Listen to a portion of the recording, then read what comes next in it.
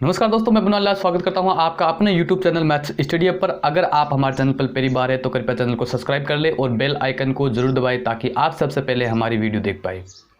दोस्तों शुरू करते हैं आज की क्लास। प्रश्नावली 12.2 के 3 क्वेश्चन हो गए हैं। आज हम 12.2 के जो शेष क्वेश्चन है उनको करेंगे। तो जल्दी से इस वीडियो को अपने दोस्तों के साथ शेयर कर दीजिए और अपनी नोटबुक और पाठ्य पुस्तक लेके पेन कॉपी लेके तैयार हो जाइए और शुरू करते हैं एक पॉजिटिव एनर्जी के साथ आज की क्लास। तो आज की क्लास का जो चौथा प्रश्न है वो देखो क्या है। देखो आप अपनी नोटबुक में पढ़ेंगे। चौथा प्रश्न कह रहा है कि आकृति, 3 प्रश्न हमारे कल वाली क्लास में कंप्लीट हो गए। चौथा प्रश्न है कि आकृति 12.32 एक आकृति दे रखी है में दो समान जीवाएं ए बी और सी डी एक दूसरे को ई पर प्रतिच्छेदित करती है। सिद्ध कीजिए कि चाप डी ए बराबर चाप सी डी। देखो पहले तो हम इसका डायग्राम बना लेते हैं जो दे रखा है। छोटा सा प्रश्न है, एक वृत्त दे रखा है जिसमें दो जीवाएं हैं ए बी और सी डी और ये ई पर दोनों प्रतिच्छेदित करती है और हमें यह सिद्ध करना है कि चाप डी ए, ये वाला चाप और चाप सी बी, ये वाला चाप, ये चाप क्या है, बराबर है। देखो कैसे करेंगे। छोटा सा प्रश्न है, इजी सा प्रश्न है। प्रश्न नंबर 4 कैसे हल करेंगे, दिया गया लिख लो। क्या दे रखा है, ए बी व सी डी दो जीवाएं हैं जो ई बिंदु पर एक दूसरे को प्रतिच्छेदित करती है। ये हमें दे रखा है। जो प्रश्न में हमें दे रखा है उसको हमने लिख लिया, ठीक है। उसके बाद में हमें सिद्ध क्या करना है, सिद्ध करना। प्रश्न में कह रहा है कि आपको क्या सिद्ध करना है कि ए डी चाप, तो ए डी चाप ये चाप का चिन्ह होता है और सी बी चाप, ये दोनों क्या है, बराबर है, ठीक है। और क्या दे रखा है प्रश्न में, देखो कि दोनों जीवाएं हैं वो भी एक दूसरे को क्या है, ई बिंदु प्रतिच्छेदित कर रही है, वो दोनों क्या समान है। समान का मतलब क्या है कि ए बी और सी डी दोनों क्या है, बराबर है। तो उपपत्ति करते हैं। छोटा सा प्रश्न है, थोड़ा सा ध्यान देंगे। उपपत्ति ए बी और सी डी दोनों क्या है, बराबर है, दिया गया, ठीक है। अब देखो एक बात आप ध्यान समझेंगे कि दो बराबर जीवाएं होती है, उनके संगत चाप भी क्या होते हैं, बराबर। कैसे, ध्यान दो मेरी तरफ। जैसे मान लो ये एक वृत्त है और यहां पर ये एक जीवा है और उसके बराबर ये जीवा है, ये दोनों जीवाएं क्या है, बराबर है। तो इस जीवा का ये लघु चाप और इस जीवा का ये लघु चाप भी क्या होंगे, बराबर। यदि ये दोनों जीवाएं बराबर है तो ये चाप भी क्या होंगे, बराबर होंगे। समझ में आ रही बात। तो समान जीवाओं के संगत चाप भी क्या होते हैं, बराबर होते हैं। तो हमने देखा कि ए बी और सी डी बराबर है, इसका मतलब चाप ए बी और चाप सी डी भी क्या होंगे, बराबर होंगे। समझ में आ रहा है आपको।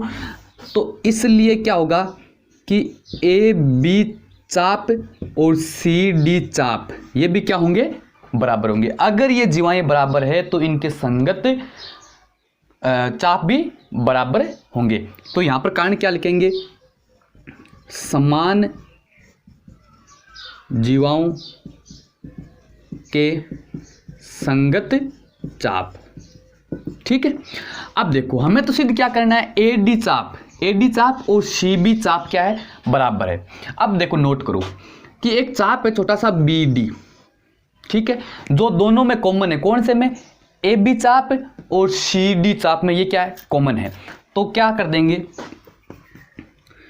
या ए बी चाप माइनस बी डी चाप, बी डी बराबर। अब देखो मैंने इनमें से बी डी को क्यों घटाया, ध्यान दो कि ए बी जो चाप है उसमें मैं अगर बी डी को घटा दूंगा तो क्या बचेगा, ए डी चाप बचेगा ना, केवल इतना बचेगा। तो क्या हो गया कि ए बी चाप माइनस बी डी, और अगर मैंने इधर से BD को घटाया है तो इधर से भी क्या करना पड़ेगा, BD को घटाना पड़ेगा, BD चाप। क्या किया है कि ये जो समीकरण थी इसमें मैंने दोनों तरफ से BD को घटा दिया। अब BD को क्यों घटाया वो आप देख रहे हैं चित्र में कि अगर मैं BD को घटाऊंगा तो इधर तो क्या बच जाएगा, पूरे AB चाप में से BD को घटाए तो AD बच जाएगा, और इधर CD जो चाप है उसमें मैं अगर BD घटाऊंगा तो CB चाप बच जाएगा। ठीक है, तो अब क्या हुआ कि AB चाप में से BD चाप चल जाएगा, AB चाप है उसमें से BD वाला ये वाला चाप घटा देंगे तो कौन सा बचेगा, चाप AD बचेगा, AD ये इतना निकल जाएगा, बराबर CD जो चाप है CD ये चाप इतना, इसमें से अगर BD घटाएंगे तो क्या बचाएगा, CB चाप बचाएगा, चाप CB बचाएगा, और ये हमें सिद्ध करना था। ठीक है, तो पहला प्रश्न कंप्लीट, चौथा प्रश्न कंप्लीट हो गया। समझ में आ गया आपको? अगर समझ में आया तो आप कमेंट बॉक्स में जरूर बताएंगे। ठीक है, चलो नेक्स्ट प्रश्न करते हैं। देखो 5वां प्रश्न, आप स्क्रीनशॉट लेना चाहते हो तो स्क्रीनशॉट ले सकते हैं। 5वां प्रश्न भी छोटा सा प्रश्न है, बस थोड़ा सा समझने की बात है, बस थोड़ा सा समझेंगे आप उसको। 5वां प्रश्न पढ़ेंगे आप अपनी बुक में। क्या कह रहा है कि आकृति 12.33 में एक आकृति दे रखी है, और उसमें देखो पहले हमेशा आप क्या करेंगे, पूरा प्रश्न को ध्यान से पढ़ेंगे आप, चाहे आप किसी क्लास में पढ़ रहे हो या फिर आप अपने घर पर भी अगर आप मैथ मिला रहे हैं तो आप अपने क्वेश्चन को अच्छी तरह से पढ़ेंगे, एक एक शब्द को अच्छी तरह से समझेंगे। तो एक आकृति दे रखी है जिसमें AB और CD एक वर्त की समान जीवाएं, एक वर्त दे रखा है जिसमें दो जीवाएं हैं AB और CD, और वो दोनों क्या है, समान है। वर्त का केंद्र O है, और ये जो वर्त दे रखा है उसका केंद्र O है। OM लंब है AB पर, यानी केंद्र से OM लंब दे रखा है AB जीवा पर, और ON लंब है CD जीवा पर। तो सिद्ध कीजिए कि कोण OMN बराबर कोण ONM। देखो पहले तो इसका डायग्राम बना लेते हैं, आप भी अपनी नोटबुक में डायग्राम बना लीजिए। इसमें दो जीवाएं दे रखी है AB और CD, ठीक है, और इन पर लंब डाले गए हैं। ये O केंद्र हो गया OM और ON, ठीक है। आपको पता है कि अगर यहाँ से लंब डाला गया है तो ये जीवा को क्या करेगा, समद्विभाजित भी करेगा, और एक रेखाखंड MN भी दे रखा है। ठीक है, अब देखो जो दिया गया है वो लिख लो। प्रश्न नंबर 5 का हल क्या है, देखो दिया गया, लिख लो। सर्वप्रथम दिया गया क्या दे रखा है कि दोनों जीवाएं समान है, इसका मतलब AB बराबर CD, ठीक है। और क्या दे रखा है कि OM लंब है AB पर, OB लंब है AB तथा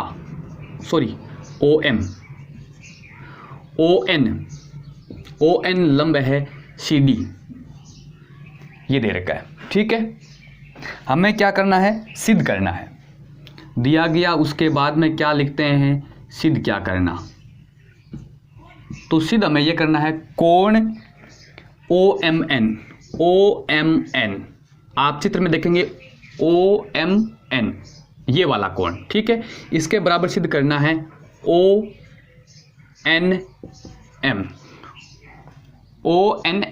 ये कोण बराबर है, ये दोनों कोण बराबर है, ये हमें सिद्ध करना है। छोटा सा प्रश्न है, थोड़ा सा ध्यान देने की बात है। उपपत्ति इजी सा प्रश्न है। देखो ध्यान से देखेंगे कि हमें दे रखा है कि OM इस पर लंब है, ठीक है, और CD भी ON पर क्या है, लंब है, ठीक है, और दोनों जीवाएं क्या है, बराबर है। अब देखो एक प्रमेय पढ़ी थी हमने कि समान जीवाओं की केंद्र से दूरी भी क्या होती है, समान होती है। अगर दो जीवाओं की लंबाई बराबर है तो उनकी केंद्र से दूरी भी क्या होगी, बराबर होगी, ठीक है।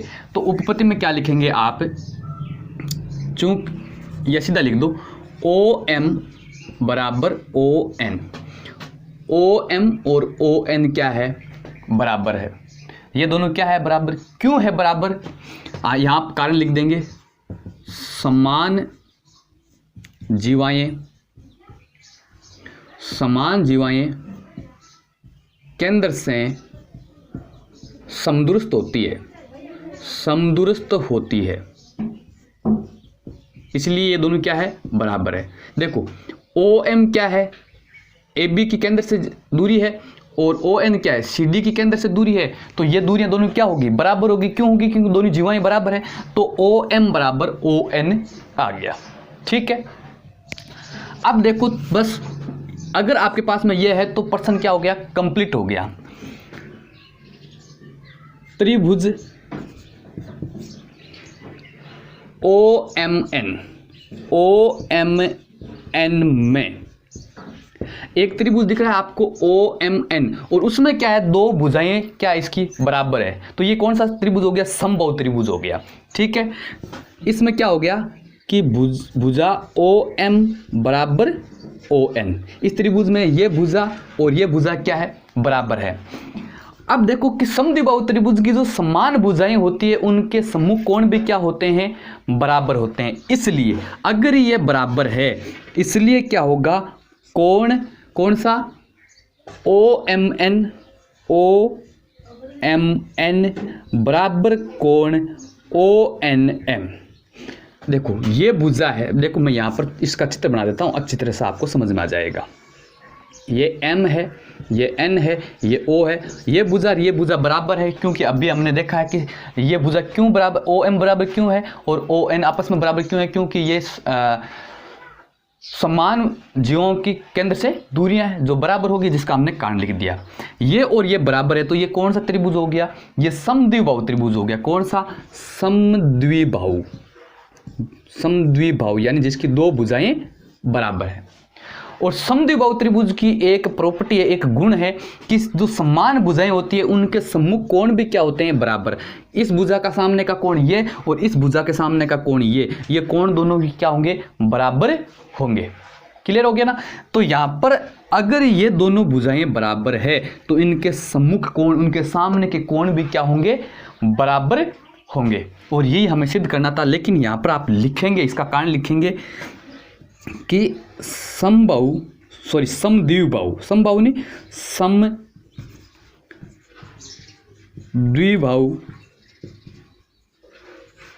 त्रिभुज में समान भुजाओं के सम्मुख कोण भी बराबर होते हैं। ये इसका हमने कारण लिख दिया। ठीक है, तो ये आपको सिद्ध करना था। छोटा सा प्रश्न है, बस ज़्यादा कोई कुछ बड़ा नहीं करना है कि यहाँ पर एक त्रिभुज बन रहा है, उस त्रिभुज में दो भुजाएं बराबर है, तो उन दोनों भुजाओं के सामने के कोण भी क्या होंगे, बराबर होंगे, और ये दोनों कोण बराबर सिद्ध हो गए। ये आपका 5वां प्रश्न क्लियर हो गया, समझ में आ गया। ठीक है, आगे वाला प्रश्न देखो, छठा प्रश्न, प्रश्न नंबर 6 हल करते हैं। देखो क्या दे रखा है कि आकृति 12.34 में एक आकृति दे रखी है जिसमें O और O डैश दिए गए वर्तों के केंद्र, दो वर्त दे रखे हैं और उनके केंद्र O और O डैश दे रखे हैं। ठीक है, AB समांतर है O डैश के, तो सिद्ध कीजिए कि AB बराबर 2 O डैश होता है। देखो क्या कह रहा है, एक चित्र दे रखा है आपको,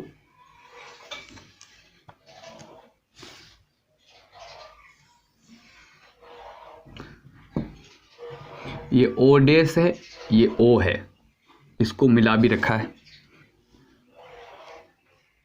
और यहां से इसे एक रेखाखंड दे रखा है जिसका नाम है AB,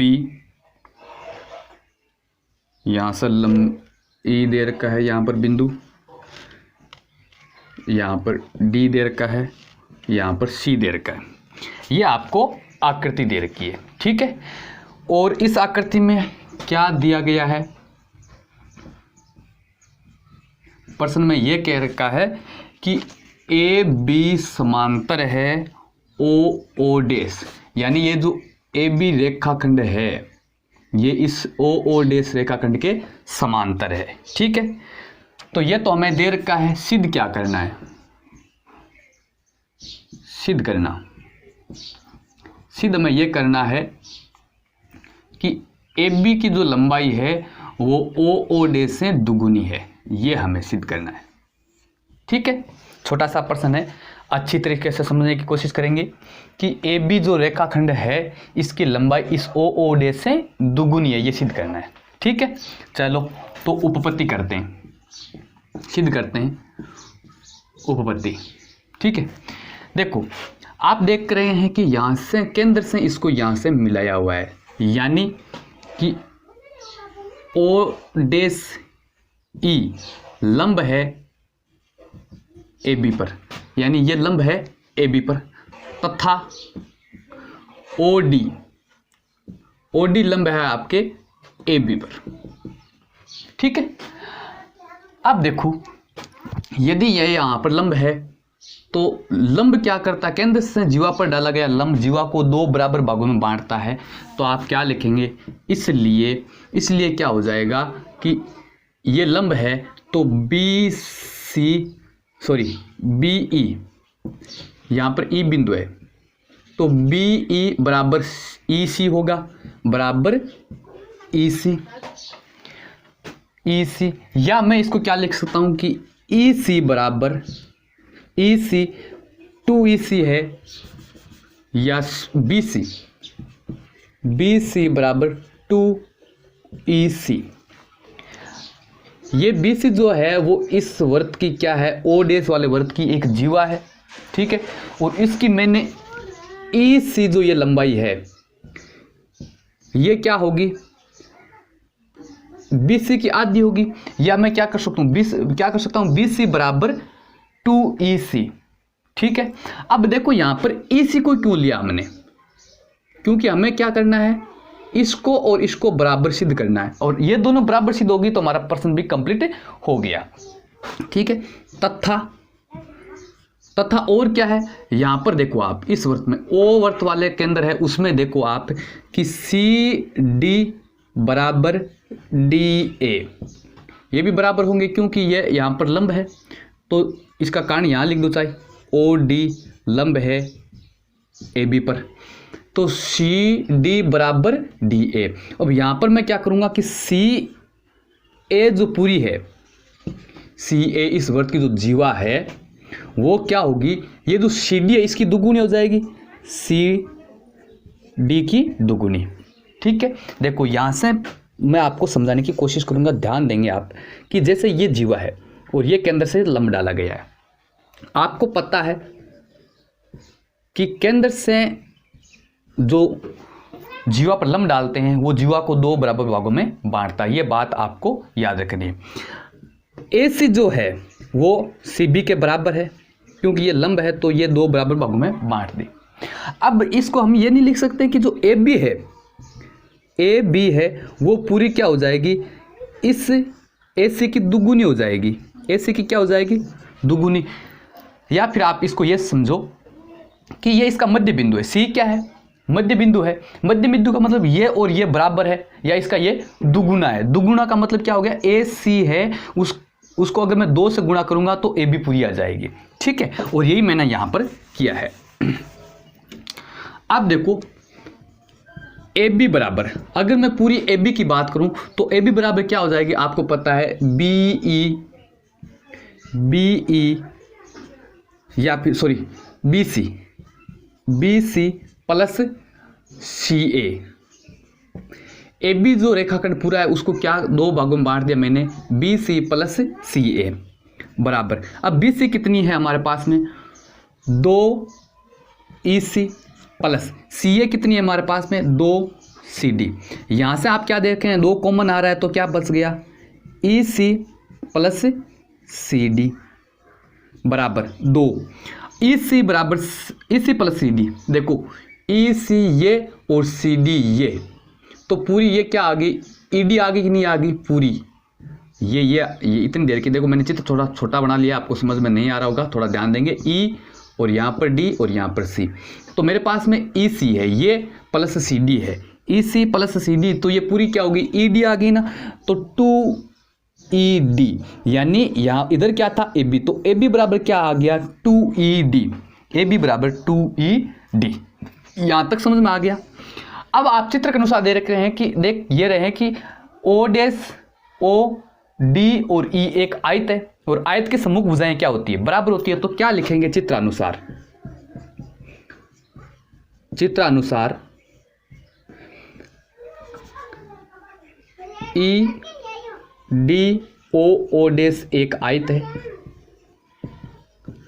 आयत है। अतः क्या हो जाएगा कि जो ई डी है, ई डी बराबर ओ डेस, ये और ये तो भुजा बराबर होगी क्योंकि आयत की सम्मुख भुजाएं क्या होती है, बराबर होती है। ठीक है, अब यहां पर देखो आप ई डी की जगह क्या रख सकते हैं, हम ओ डेस रख सकते हैं। तो एक से ये दो मान लो, एक व दो से क्या हो जाएगा कि ए बी बराबर 2 और ई डी की जगह क्या रख दूं मैं, ओ डेस, और यही हमें सिद्ध करना था। समझ में आ गया। तो देखो फिर से रिपीट कर देता हूं मैं। देखो दिया गया क्या है, ये दोनों रेखा, ये ए बी और ओ डेस क्या है, दोनों समांतर है। और उपपत्ति सिद्ध यह करना है कि ओ बी बराबर 2 ओ डेस बराबर है, ये सिद्ध करना हमें। उपपत्ति क्या कर दी, उपपत्ति के अंदर हमने ये लिख दिया क्योंकि ई और ओ डेस है वो लंब दे रखा है ए बी पर, और डी ओ है वो ए बी पर लंब दे रखा है।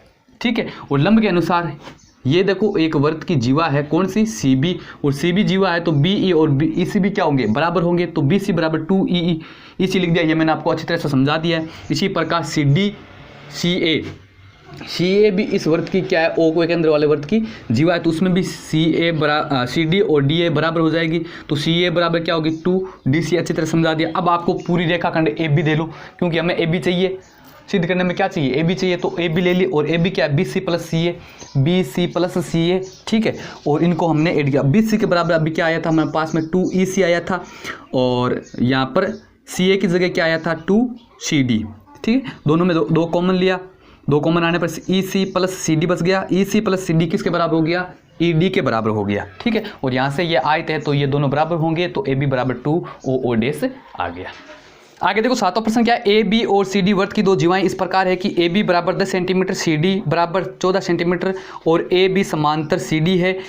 ए बी एवं सी डी के बीच की दूरी 17 सेंटीमीटर है, वर्त की त्रिज्या ज्ञात करना है। देखो अच्छा क्वेश्चन है, स्वादिष्ट क्वेश्चन है, ध्यान देंगे। एक वर्त है जिसकी दो जीवाएं हैं ए बी और सी डी, और ये दोनों क्या है, समांतर है। ए बी की लंबाई 10 सेंटीमीटर दे रखी है और सी डी की लंबाई 24 सेंटीमीटर दे रखी है, और उनके बीच की दूरी, ये ओ केंद्र है, इनके बीच की दूरी है वो कितनी दे रखी है, 17 सेंटीमीटर दे रखी है। जैसे मान लो एम एन हो गया। ठीक है, तो दिया गया, लिख लो प्रश्न नंबर कितना है, 7। हल दिया गया, हमें क्या दे रखा है कि ए बी समांतर है सी डी।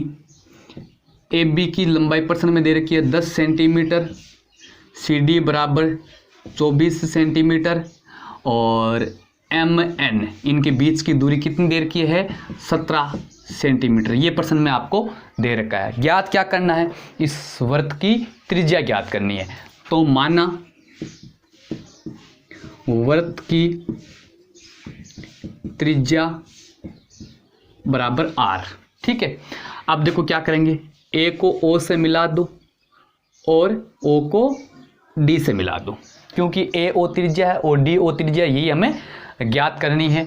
तो क्या करेंगे, देखो आप देख रहे हैं कि ए बी बराबर कितनी है, 10 सेंटीमीटर। एम क्या है, ए बी का मध्य बिंदु है, या फिर ओ एम लंब है ए बी पर। ओ एम क्या है, लंब है ए बी पर, ये भी लंब है। तो ये कहाँ से गुजर रही है, वर्त से गुजर रही है, केंद्र से गुजर रही है, केंद्र से गुजर रही है। तो ये क्या होगी, जो जीवा होती है उस पर लंब होती है, और लंब जीवा को क्या करता है, समद्विभाजित करता है। तो ए एम बराबर ए बी बट्टा 2। ए एम है, ए एम इतनी, ये क्या होती है, पूरी जीवा की क्या होती है, आधी होती है। समझ गए ना, यानी या फिर सरल भाषा में आप समझो कि केंद्र से जीवा पर डाला गया लंब जीवा को आधा आधा कर देता है, या समान भागों में बांट देता है, समद्विभाजित कर देता है, एक ही बात है। तो ए एम बराबर क्या हो गया, ए बी का आधा, और ए बी कितनी है हमारे पास में 10/2, यानी कितनी आ गई, 5 सेंटीमीटर। ये AM है, ये कितनी है 5 सेंटीमीटर। ठीक है, तथा आप देख रहे हैं कि ON लंब है किस पर, CD पर लंब है, इसलिए ये भी क्या होगा, ND है वो भी CD का क्या हो जाएगा, आधा हो जाएगा। क्यों? क्योंकि N क्या है, मध्य बिंदु है, तो ND बराबर CD का आधा, CD बट्टा 2 बराबर CD कितनी है 24/2, यानी कितना आ गई 12 सेंटीमीटर। क्लियर हो गया। आगे देखो कि यहाँ पर CD है वो ND की आधी आ गई। हमने मान लिया कि माना ON बराबर x, तो OM बराबर 17 माइनस x। देखो हमने इसको क्या माना x, तो OM कितनी होगी, पूरी 17 है, ON 17 है, तो 17 में से x चला जाएगा, तो 17 माइनस x। ठीक है, समकोण त्रिभुज कौन सा, AMO में OAOM, ये जो त्रिभुज है इसमें आप देखो कि ये 90 डिग्री का कोण है, तो ये कर्ण हो गया, तो कर्ण का स्क्वायर AO का स्क्वायर बराबर आधार AM का स्क्वायर प्लस लंब OM का स्क्वायर, यानी इस त्रिभुज में हमने क्या लगा दी, बोधायन प्रमेय। अब AO हमने क्या मानी, AO क्या थी, त्रिज्या है, और त्रिज्या क्या मानी थी, R, तो R स्क्वायर बराबर AM कितनी है 5, AM अभी निकाली थी हमने, कितनी है 5, तो 5 का स्क्वायर प्लस OM कितनी है 17 माइनस x, तो 17 माइनस x का स्क्वायर। ये समीकरण नंबर 1 रख लो। ठीक है, पहली समीकरण क्या आ गई, R स्क्वायर बराबर 5 का स्क्वायर प्लस 17 माइनस x का होल स्क्वायर। ठीक है, इसी प्रकार समकोण त्रिभुज ये देखो DNO में या OND में, मैं यहाँ से ऊपर से थोड़ा सा रब कर देता हूँ, आप नोट कर लेंगे वीडियो को रोके या स्क्रीनशॉट लेके। आगे क्या करेंगे, समकोण त्रिभुज OND में इसमें भी बोधायन प्रमेय लग जाएगी। तो ये कोण कितने का, 90 का, तो कर्ण कौन सी होगी OD, तो OD का स्क्वायर बराबर, यानी कर्ण का स्क्वायर बराबर आधार का स्क्वायर, आधार क्या है ND का स्क्वायर प्लस लंब क्या है ON का स्क्वायर।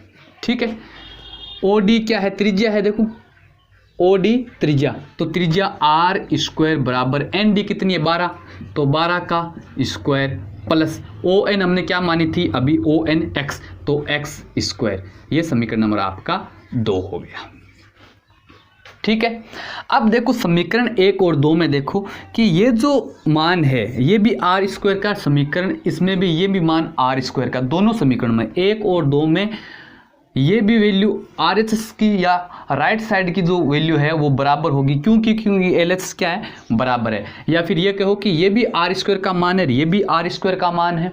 ठीक है, तो ये दोनों पर क्या हो जाएंगे बराबर।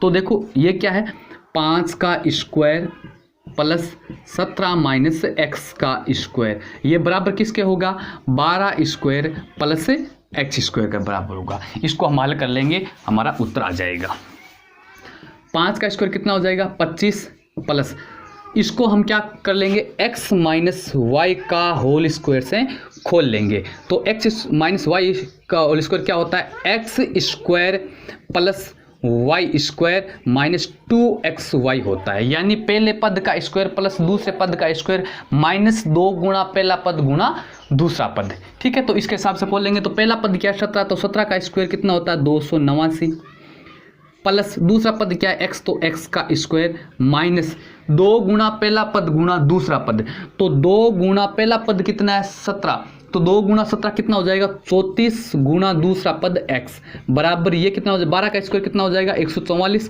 Plus x square. सरल कर लो, x उधर जाएगा तो x से कैंसिल हो जाएगा, क्यों, क्योंकि इधर ये प्लस का है, उधर जाएगा तो माइनस का हो जाएगा, x से x कट जाएगा। ठीक है, अब क्या करेंगे 25 को उधर भेज दो, 289 को भी उधर भेज दो, इधर क्या बचा माइनस 34 एक्स बराबर इधर 144 पहले से था, 25 इधर जाएगा माइनस का हो जाएगा, 289 इधर जाएगा माइनस का हो जाएगा। ठीक है, सरल कर लो। -34x बराबर 144 तो प्लस का है, माइनस का 25 माइनस का 289, जब चिन्ह समान होते हैं तो वो जुड़ जाते हैं। तो ये टोटल माइनस के कितने हो जाएंगे, देखो 9 और 5 14 का 4 कैरी 1 8 2 10 10 रहेगी 11 कैरी 1 314 हो गया। ठीक है, यानी -25 और -289 को जोड़ दिया हमने। -34x बराबर एक संख्या माइनस की है, एक संख्या प्लस की है, तो क्या करेंगे, बड़ी संख्या में से छोटी संख्या को घटा लो। तो 314 में से 144 घटा लिया हमने, तो कितना बचाएगा, 4 में से 4 जाएगा 0 बचाएगा, 11 में से 4 जाएगा तो 7 बचाएगा, 2 में से 1 जाएगा तो 1 बचाएगा, 170। लेकिन ये 170 किसका आएगा, माइनस का आएगा। क्यों आएगा माइनस का, क्योंकि बड़ी संख्या माइनस की है। ठीक है, माइनस से माइनस कैंसिल हो जाएगा। ठीक है, तो x बराबर क्या आ जाएगा, 170/34। ये 34 है वो x के गुणा में, तो उधर किस में चला गया, बट्टे में। 17 से काट तो देखो 17 से कट रहा है, 17 का भाग 2 बार, 17 2 34 और 17 का भाग 10 बार, 170 जीरो लगाया हुआ है 17 के आगे तो 10 बार, और 2 का भाग 10 में 5 बार, यानी x की वैल्यू कितनी आ गई, 5 सेंटीमीटर आ गई। हमने जो ON मानी थी ये हमें 5 सेंटीमीटर मिल गई। लेकिन हमें ये नहीं चाहिए, हमें तो क्या चाहिए, इसकी त्रिज्या चाहिए, r चाहिए। तो क्या करेंगे, 2 नंबर समीकरण में अगर हम x का मान रख देंगे तो हमें r मिल जाएगी। तो x का मान 2 में रखने पर 2 क्या है, r² बराबर 12 का स्क्वायर प्लस x का मान कितना आया 5, तो 5 का स्क्वायर कर दो। 12 का स्क्वायर 144 प्लस 5 का स्क्वायर 25, 144 और 25 कितने हो जाएंगे 169, और ये क्या है r²। तो r बराबर क्या आ गया, स्क्वायर हटाऊंगा तो दूसरी तरफ क्या लग जाएगा, रूट लग जाएगा। तो 169 का रूट, और 169 का रूट कितना होता है, +-13। अब +-13 माइनस वाला नहीं लेंगे क्योंकि r एक दूरी है, दूरी कभी माइनस की नहीं होती है। तो r बराबर 13 सेंटीमीटर, यानी इस वृत्त की त्रिज्या कितनी आएगी, 13 सेंटीमीटर। ठीक है, थोड़ा सा बड़ा क्वेश्चन है, अच्छा क्वेश्चन है एग्जाम की दृष्टि से। इस प्रकार का क्वेश्चन पहले मैंने आपको करवाया भी है। अब एक बात आप यहाँ पर नोट करेंगे, इस प्रश्न को देखो हम ऐसे भी कर सकते हैं। ये जो चित्र बनाया हमने, इसको चाहे आप एक तरफ बना लो, एक तरफ का मतलब कि अगर आपने जीवा दोनों तरफ रख कितना, तो उसको एक तरफ रख के भी ये AB मान लो, ये CD मान लो, और अभी इसको सरल कर सकते हैं। वही इक्वेशन बनेगी, यही समीकरण बनेगी, वही मान रखना है, और वापस वही आपकी त्रिज्या, यहाँ से ये r कर लो, ये r कर लो, दोनों त्रिभुज बन रहे हैं, एक तो ये त्रिभुज बनेगा और एक ये त्रिभुज बनेगा। इससे भी आप कर सकते हैं, आप चित्र ऐसे बना के भी कर सकते हैं, कोई दिक्कत नहीं है। ठीक है, तो ये आपका 7वां प्रश्न कंप्लीट हो गया। आगे वाला प्रश्न देखो, 8वां प्रश्न। 10 सेंटीमीटर त्रिज्या के एक वृत्त में 2 समांतर जीवाओं की लंबाई क्रम से 12 सेंटीमीटर एवं 16 सेंटीमीटर है। A, B और C, D के मध्य दूरी ज्ञात कीजिए यदि जीवाएं केंद्र के एक ही ओर हो, केंद्र के विपरीत ओर हो।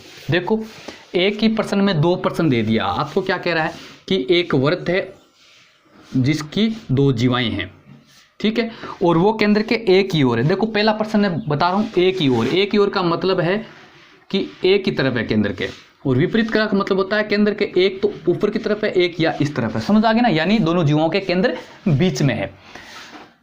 आपको क्या दे रखा है, ये AB है और ये CD है। छोटे वाले की लंबाई दे रखी है 12 सेंटीमीटर, यानी ये 12 सेंटीमीटर का, ये 16 सेंटीमीटर की जीवा है। इनके बीच की दूरी ज्ञात करनी है, लंबवत दूरी, ठीक है, ये ज्ञात करनी है। ये O केंद्र हो गया, ये मान लो M और ये N।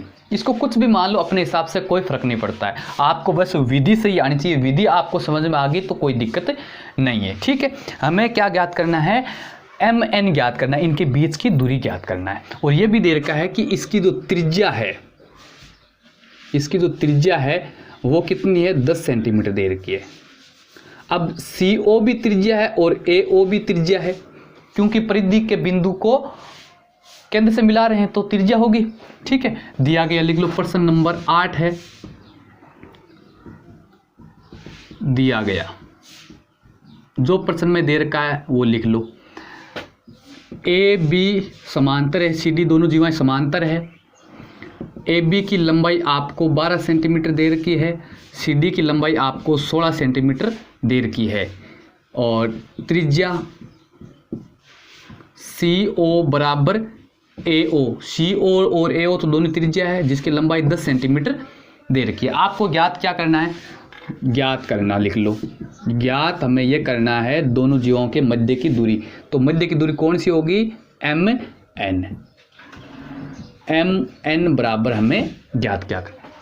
ठीक है, अब देखो, आप देख रहे हैं कि ये यहाँ पर लंब है और ये यहाँ पर लंब है, तो क्या लिखेंगे, चूंकि ओ एम लंब है C D, O M C D पर लंब है, अगर ये लंब है तो सी एम बराबर, तो सी एम बराबर ये जो सी एम है वो क्या हो जाएगी, सी डी की आधी हो जाएगी, पूरी जीवा की आधी, क्योंकि ये मध्य बिंदु लंब है। तो क्या हो जाएगा, सी डी बटे 2 बराबर, सी डी कितनी थी हमारी 16 बटे 2 यानी कितनी आ गई 8 सेंटीमीटर।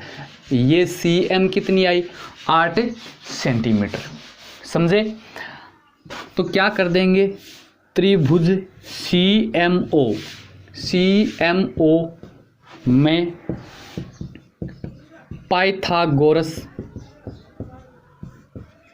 प्रमेय से, यानी इसमें पाइथागोरस प्रमेय लगाएंगे। पाइथागोरस प्रमेय क्या होती है, वही आधार कर्ण का स्क्वायर बराबर आधार का स्क्वायर प्लस लंब का स्क्वायर। कर्ण कौन सी होती है, 90 डिग्री के सामने की, तो सी ओ का स्क्वायर बराबर आधार हो जाएगा सी एम का स्क्वायर प्लस लंब ओ एम का स्क्वायर।